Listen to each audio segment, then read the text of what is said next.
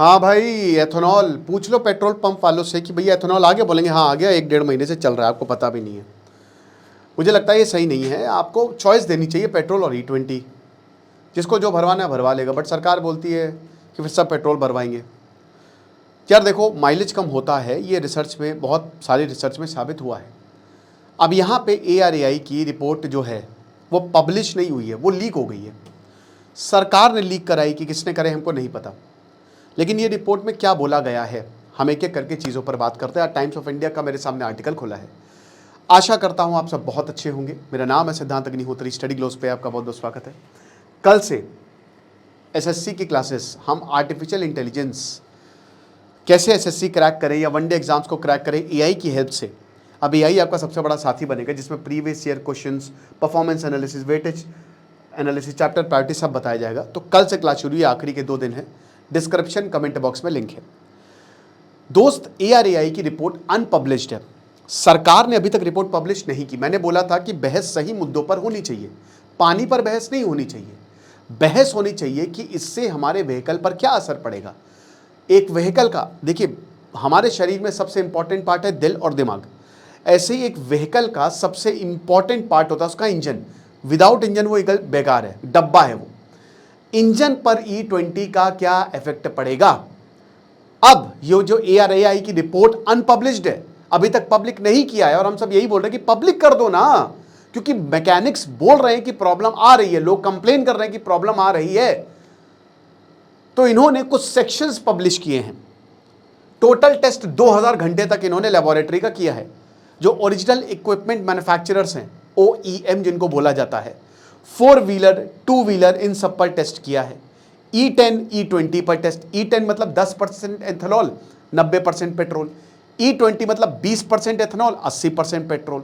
अब यहां पे कहा जा रहा है कि भाई देखो, इंजन पर कोई दिक्कत नहीं है, यानी कि इंजन पर इफेक्ट नहीं डालता है। इन्होंने कुछ व्हीकल्स पर, 4 व्हीलर्स पर टेस्ट किया, तो उसमें एक OEM पर दिक्कत आई, थर्मोमैकेनिकल फेल्यूर हुआ। लेकिन मोर और लेस ये रिपोर्ट ये कहती है कि इंजन सही है, लेकिन रबर्स को ये डैमेज करती है, यानी कि पूरी तरह, वो भी हर किसी का नहीं। जैसे BS4 इंजन हैं, BS4 इंजन बहुत पुराने हैं, ठीक है, 10-15 साल। तो जो BS4 इंजन, अब तो भारत स्टेज 6 आ गया है, तो जो BS4 इंजन हैं उसमें प्रॉब्लम्स आ सकती हैं, जरूरी नहीं कि आएगी, आ सकती हैं, ठीक है। अब ये रबर्स को डैमेज करती हैं। रबर्स में क्या आता है भाई, इसमें आपका फ्यूल होसेस आ गया, ठीक है, आपका ओ रिंग्स आ गई, आपका गैस्केट आ गया, ठीक है। ये सब क्या होता है, ये सब बेसिकली, जैसे फ्यूल होसेस की बात करें तो जैसे आपके धड़कन, आपके दिल तक बहुत सारी नसें हैं ना, कैपिलरीज जो क्या कर रही है, आर्टरीज कैपिलरीज खून पहुंचा रही हैं। वैसे इंजन तक, फ्यूल इंजन तक कैसे जाता है, आपने देखा होगा मेटल पाइप होता है, जब आप इंजन खोलेंगे तो वहां से फ्यूल जो है पेट्रोल इंजन में जाता है, उसी को ही गैस्केट कहते हैं, ये फ्यूल हॉसेस कहते हैं। तो यानी कि अगर ओ रिंग्स, और रिंग्स क्या, ये बेसिकली सील करने के लिए, तो ये सब अगर खराब होंगे तो आपका फ्यूल लीक होगा, ठीक है। तो फ्यूल लीक होगा तो प्रॉब्लम आएगी ही आएगी, यानी कि रबर्स पे प्रॉब्लम हो सकती है, तो इसको आप रिप्लेस कर सकते हैं। टू बी वेरी प्रिसाइज, मैं एग्जैक्ट आपको रिपोर्ट ही बता देता हूं, मैं पढ़ देता हूं। तो इन्होंने, अभी तक स्टडी पब्लिक नहीं हुई है, लेकिन ये रेफरेंस पॉइंट है, लीक हो जाती है, RTI के द्वारा फाइल किया। जर्नलिस्ट, बेसिकली जर्नलिस्ट जो है वो लीक कर देते हैं, बट मुझे लगता है सरकार ने इसके कुछ ही पार्ट्स को लीक किया ताकि लोगों में डरे ना लोग, क्योंकि लोग सवाल पूछ रहे हैं। नितिन गडकरी से हर कोई सवाल पूछ रहा है। नितिन गडकरी साहब, आप सबको एंटी नेशनल नहीं कह सकते, आपको जवाब देना पड़ेगा, आप कैसे नहीं जवाब देंगे, ठीक है। 4 व्हीलर इंजन ड्यूरेबिलिटी टेस्ट, ठीक है, E20 और E10 व्हीकल्स, उन्होंने बोला कि हमने ये काम किया, ये 400 से 800 घंटे तक लगातार टेस्ट किया, और हमने ये लेबोरेटरी में किया। अब ये बता रहे हैं कि देखिए इंजन की ड्यूरेबिलिटी कितनी है। देखो बेसिकली ये जो टेस्ट है, आप समझिए कि ये टेस्ट क्यों किया गया और ये टेस्ट किन किन चीज़ों पर किया गया। इंजन की ड्यूरेबिलिटी मतलब अगर आप E20 डाल रहे हैं या E10 डाल रहे हैं तो इंजन कितने समय तक चल सकता है, क्या इंजन में कोई खराबी आ सकती है, क्योंकि इंजन में खराबी तो गाड़ी बंद पड़ जाएगी। जो ईंधन प्रणाली है, ठीक है ना, वो उसका मतलब जो आप फ्यूल डाल रहे हैं, जिस टाइप का फ्यूल है, ठीक है, जो फ्यूल सिस्टम है, क्या वो रिलायबल है कि नहीं, E20 खुद में ही सही फ्यूल है कि नहीं।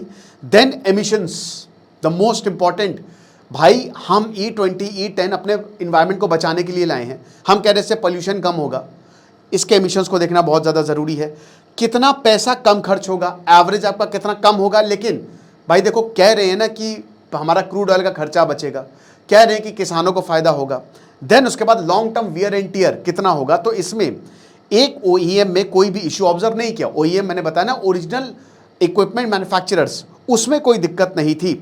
400 घंटे तक टेस्टिंग हुई, यानी कि E20 फ्यूल उसमें एक्सेप्टेबल था, लेकिन उसमें थर्मो मैकेनिकल फेलियर देखा गया, जो एग्जॉस्ट वैल्व होता है ना इंजन का, उसमें। अब बता रहे हैं कि देखिए, अगर ऐसा हुआ, थर्मो मैकेनिकल फेलियर क्या होता है? एक्सट्रीम हीट, आपकी बॉडी ही लगातार जब चलती रहती है, रेस्ट नहीं लेती, तो हीट में आ जाती है। ऐसे ही आपका कोई भी AC जब लगातार चलता रहता है तो भाई उसमें भी प्रॉब्लम आ जाती है। AC जब गाड़ी लगातार चलती रहती है तो हर एक कोई भी व्हीकल होगा तो उसमें ये जो थर्मो मैकेनिकल हीट्स है ना, वो ये एनर्जी है, हीट डेवलप होंगी अंदर ही, जो है पार्ट्स के अंदर जो है वो हीट डेवलप होती है, जिसकी वजह से दिक्कत हो सकती है, आपका वाल्व क्रैक हो सकता है, वो ख़राब हो सकता है। तो ये फेलियर देखा गया, ठीक है। बट एक्सपर्ट्स कहते हैं कि थर्मो मैकेनिकल फेलियर जो है वो काफ़ी और भी वजहों से हो सकते हैं। देखिए, बोला तो ये सारी चीज़ें जा रही हैं, बेसिकली ये सरकार को सेफ कर रही है कि देखो E20 E10 सेफ है, लेकिन रबर के प्रॉब्लम्स आ सकती हैं, थर्मो कुछ जगह पे कुछ इंजन्स में थर्मो मैकेनिकल फेलियर जो है वो देखा गया। But the main thing is कि अगर इतना सब कुछ ठीक है, 90% रिपोर्ट पॉजिटिव है, तो ये रिपोर्ट पब्लिक क्यों नहीं हो रही है? इसका कोई भी जवाब नहीं दे रहा है, ना सरकार दे रही है। ऐसा कौन सा कॉन्फिडेंशियल डेटा है जो इस रिपोर्ट को पब्लिक नहीं कर रहा है? अब कह रहे हैं कि भाई देखो, ये जो इंजन पार्ट्स, ये रबर पार्ट्स हैं, ये इफेक्ट होंगे, तो इंजन को इफेक्ट नहीं कर रहा है, आप इनको बदल दीजिए। वो भी ये पुराने इंजन की बात कर रहे हैं, नए इंजन की बात नहीं कर रहे हैं। जो BS5 है, BS6 है, उसमें तो सब चंगा सी, उसमें E20 कंपैटिबल है। अब तो नई जो गाड़ी आ रही है पिछले 4-5 साल पहले बन के, वो तो E20, उसमें तो कोई दिक्कत नहीं है, वो लिखा भी होगा आपकी गाड़ी में। लेकिन जो पुराने व्हीकल्स है, अब प्रॉब्लम यही तो है ना कि ज़्यादातर भारतीयों के पास पुराने व्हीकल्स हैं, स्पेशली जो कमर्शियल व्हीकल चल रहे हैं ना, वो पुराने ही हैं। आप उनको कैसे फेज आउट करेंगे? या तो आप सबको नई नई गाड़ियाँ, जो कमर्शियल व्हीकल्स है स्पेशली, उनको नई नई गाड़ियाँ थमा दो, या उसमें सब्सिडी दे दो, उसमें टैक्स कम कर दो, ये चीज़ है। अब बता रहे हैं कि भाई एथेनॉल रबर को कैसे इफेक्ट करता है, एयर से मॉइस्चर को एब्जॉर्ब करेगा, स्ट्रॉन्ग सॉल्वेंट है, सल्यूट सॉल्वेंट आपने पढ़ा है क्लास 12 की, जिसने केमिस्ट्री पढ़ी होगी, बड़ा इंपॉर्टेंट है ये, ठीक है ना, जो सल्यूट सॉल्वेंट वाला चैप्टर है। आप इसको ऐसे समझो, पानी है, पानी, ठीक है, वो है सॉल्वेंट, उसमें चीनी डाल दीजिए थोड़ी सी, वो है सल्यूट, समझ रहे हो? तो ये एक स्ट्रॉन्ग सॉल्वेंट की तरह एक्ट करता है, ठीक है। तो इसलिए बाकी ओल्डर रबर मटेरियल्स के साथ भी ये रिएक्ट कर सकता है। और जैसे जैसे जैसे पुरानी रबर है, वो स्वेल हो जाती है, क्रैक हो सकती है, लूज फ्लेक्सिबिलिटी। तो रिपोर्ट में कहने का मतलब ये है कि भाई देखो, ओल्डर व्हीकल है, उसमें आप E20 डालो ना डालो, रबर्स वैसे ही ख़राब होने लगती हैं, उसको वैसे ही मेंटेनेंस की दिक्कत चाहिए, और इसी की वजह से फ्यूल लीक्स होने लगते हैं। लेकिन क्या E20, सबसे बड़ा सवाल, इंजन को डैमेज करता है? अब देखिए, इस रिपोर्ट में ऐसा कहीं भी नहीं है कि E20 इंजन को डिस्ट्रॉय करता है। बेसिकली मेन कंसर्न ये है कि जो फ्यूल सिस्टम कंपोनेंट्स है उसको ये दिक्कत में लाता है, या लॉन्ग टर्म ड्यूरेबिलिटी इसकी कम है, बस।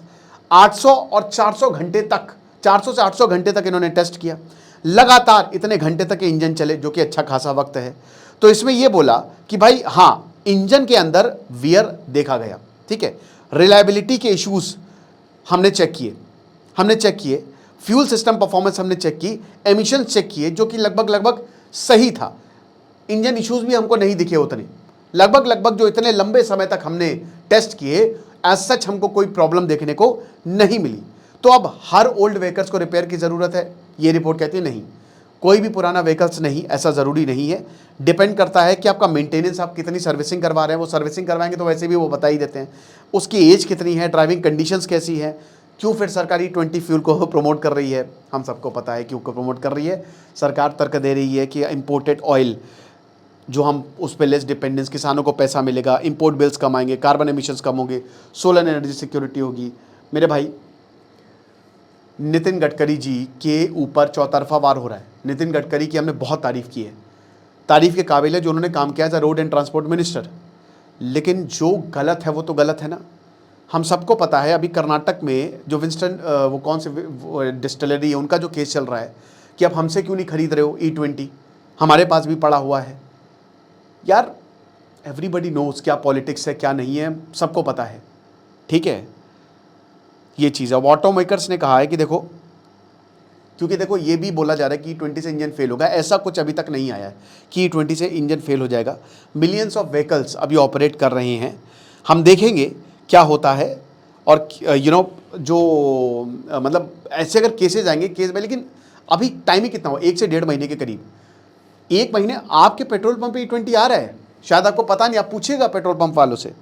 तो सबसे बड़ी बात, जो ओल्डर कार के ओनर है उनको डरना चाहिए। देखिए अगर आप E10 आपके पास व्हीकल, मतलब मान लीजिए कि अगर कोई E10 व्हीकल है या उसमें एथेनॉल E10 डाला जा रहा है, तो एक बार चेक कराना ज़्यादा बेटर होगा, रेगुलर सर्विसिंग करवाइए। बट ऐसा कुछ है नहीं, ऐसा रिपोर्ट कह रही है, पूरी रिपोर्ट पब्लिश नहीं हुई, पब्लिश की ही नहीं, पूरी रिपोर्ट क्या पब्लिश ही नहीं की, तो लीक हो गई है। तो भाई देखो, सरकार जवाब दे तो अच्छा है, प्रेस कॉन्फ्रेंस तो करनी चाहिए मेरे हिसाब से, अकॉर्डिंग टू मी। बाकी आपको क्या लगता है आप मुझे कमेंट बॉक्स में बताइएगा। खुश रहिए, पढ़ते रहिए। दिस इज सिद्धांत अग्निहोत्री, साइनिंग ऑफ।